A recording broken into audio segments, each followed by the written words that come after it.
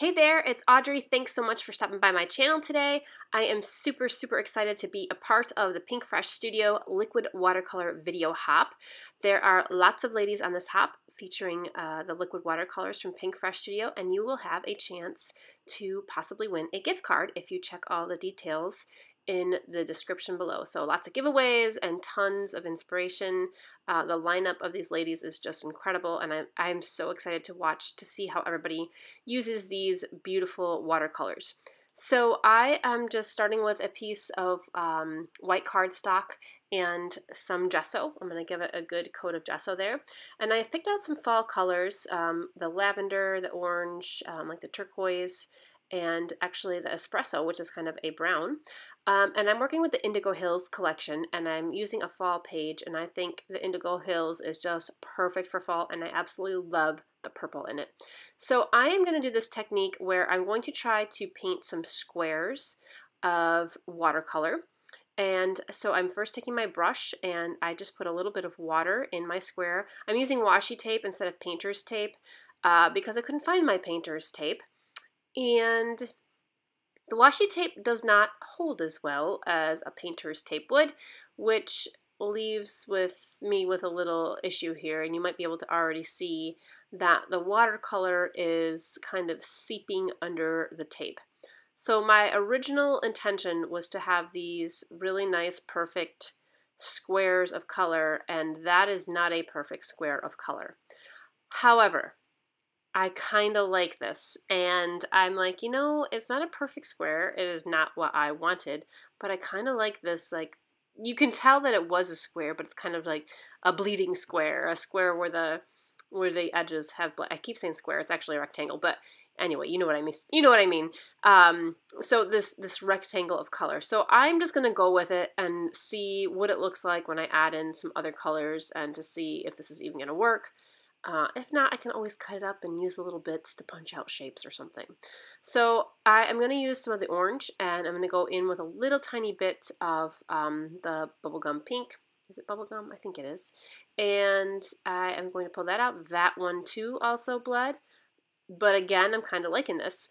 And you can see that I'm using a paper towel to dab the ink off from the middle of the squares, because I wanted the middle of the squares to be a lot lighter than the outside edge. And every time I am going over it with my heat gun because I don't want the colors to bleed, especially when I'm using colors like an orange and a purple, which are opposites, and if they mix together too much will just create this muddy brown. So you definitely want to make sure that the colors dry. I had considered using watercolor paper for this, but you know, I was trying to be realistic. Like, I don't really scrapbook with watercolor paper, so I'm going to use regular cardstock to make sure that it, you know, the techniques that I do also work on regular cardstock. So now I'm combining the kind of turquoise watercolor, liquid watercolor, and the espresso brown. This one was very soupy, very wet, but I left a lot of the color on there, and it dries super fast. I was very surprised about that. And underneath my tape, however, it doesn't get as dry, and there's a lot of liquid that gets trapped under there. But this is okay. So I keep going and doing this technique for a while, and I'm not going to show you the whole thing because it does take me a little bit of time. And I'm mostly staying with this purple, this teal, and this orange color. And I do go through and add a couple brown squares. And by the way, the reason I picked these colors were not only because of the fall palette, but my photo has a lot of yellow tones to it, a lot of yellow hues. So I wanted something that would stand out good against the yellow, and my first thought was purple because whenever I have a photo with a predominant color, I try to use the opposite color on the color wheel to really make the colors in the photo stand out. So the yellow in the photo and the purple watercolor. But then I wanted a few more other fall-like colors, so that's where the orange came in. And this orange is so bold and bright, but I love the way it looks mixed with a little bit of pink.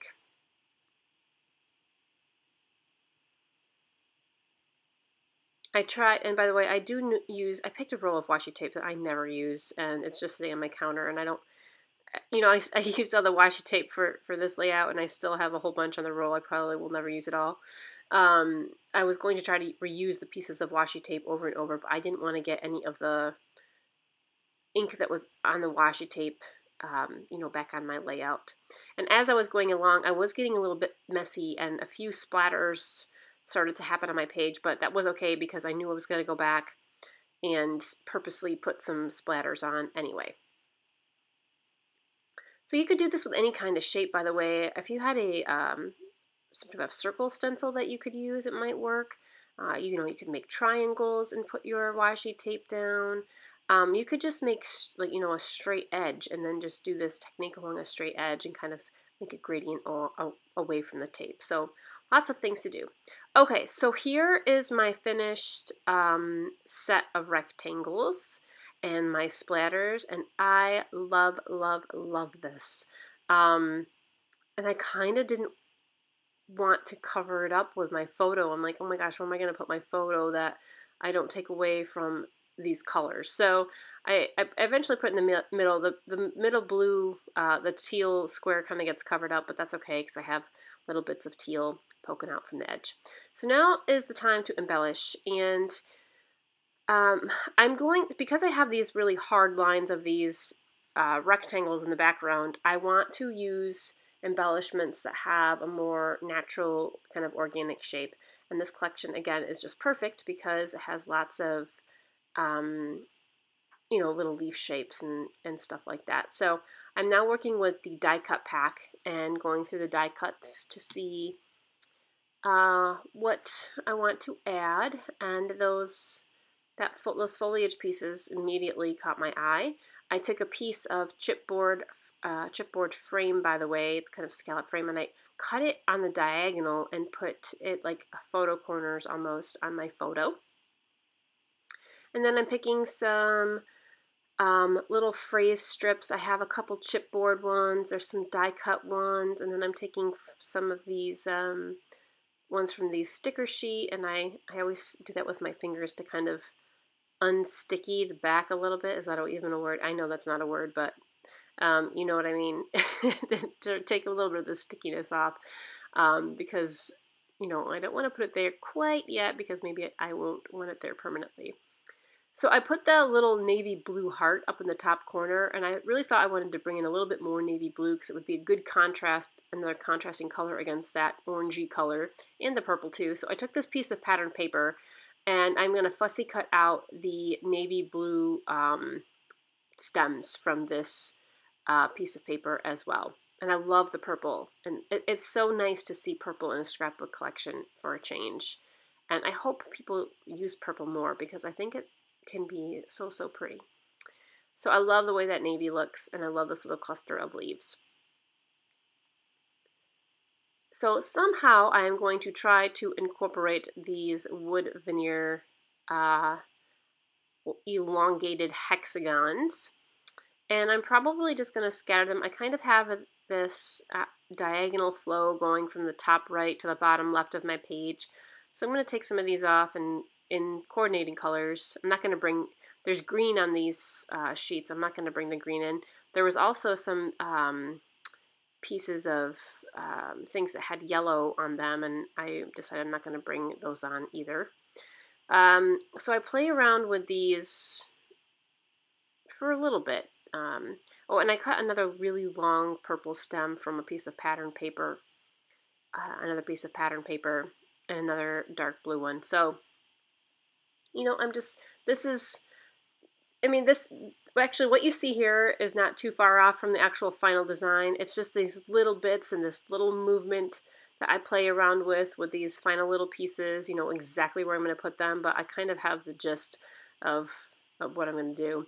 I'm using the gold letters for the title and these small puffy letters, which are an awesome size. They're a great size for putting, you know, words that you may not want to put a lot of focus on, like to and the, or even if you just want a word that, you know, doesn't have as much emphasis. So the title is Hayride, and we were on a hayride here in fall. Fun time at the pumpkin farm. So I took out this word hooray, and I kind of liked the title of like hey ride hooray. I put it there on the left. I'll take it off again, you'll see. I put it back on again. Yeah, typical of me to do that on and off several times before I make a decision. And today I actually went against my initial decision. So after I play around and put this hooray die cut on and off, I thought maybe I would leave it off because I like the way the page flowed a little bit better. And I went against that and just said, okay, I'm just going to put it on. So I do end up keeping that word hooray there. So I think this is the design pretty much. I did do 3 little clusters of those hexagons because I have to do things in 3 because it drives me crazy if I don't, and I always feel like I have to complete that visual triangle. So I have my 3 clusters of hexagons.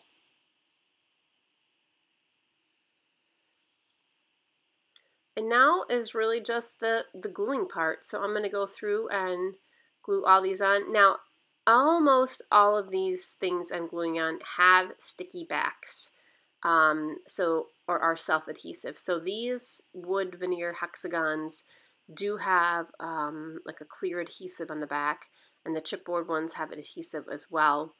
But I find that when I have a background that has gesso on it, and maybe it's just my gesso because it's the cheapy brand, that things that are self-adhesive do not stick well. So I always need to use a different type of glue, and to adhere it down. And I mostly use my liquid glue well, it's not quick dry, it's the ThermoWeb mixed media adhesive, but it does dry really quickly, and I feel that helps me secure those things, and I feel better about them staying in place, even if they do have adhesive on them.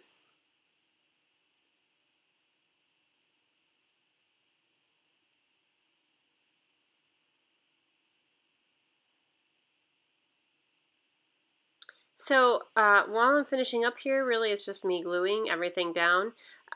Be sure to go to the description below, and you will see a link of all the hop participants, and you will see all the details on the giveaways. So I will be giving away something on my channel, and I believe Pinkfresh Studio will have a giveaway on their blog, and all the other YouTubers will also have giveaways as well. So this is a huge hop. So please be sure to go check it out and check all the details and read the details carefully in the description below.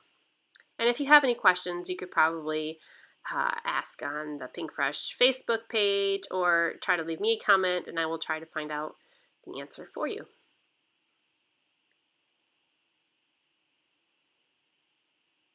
Okay, a couple other things. I did go through, and these phrase stickers, I machine stitched over the phrase stickers, and I